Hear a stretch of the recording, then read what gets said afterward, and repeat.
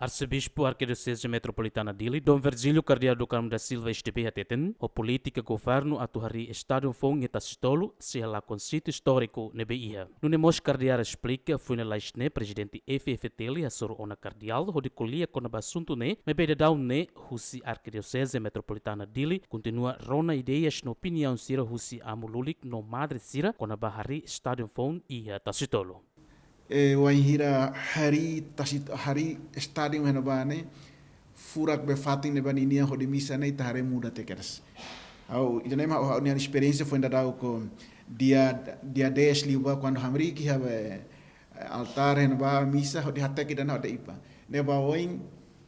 mak be stadium hamri te metade ita hituane ho de misa det ita hare ambiente ituane ne bele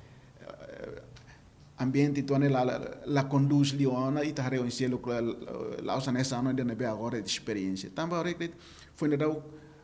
a papania mata no mês foi ainda dau que tá halo dia 10 ba primeiro aniversário né mas nem jovem nebe tama ba sarani nebe tama e tá sitolo la 8 anos tama e tol liu que as fato nebe sira prometa to de be akar ho de hari tan ba husi hanoi nebe ho de agora da rona si to final mas hanoi ainda nebe kata ladong suporta ba iha ideia dane mebe amsi continua rona amlulik sira hoto molok am hengkata sama lorong matang ambel fona no diocese di Lini Hanoi bel fona ba sira saida me parecer com a ba dane Hanoi público ne beto agora ne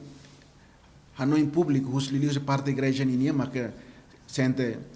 idana ba se estraga ambiente se estraga natureza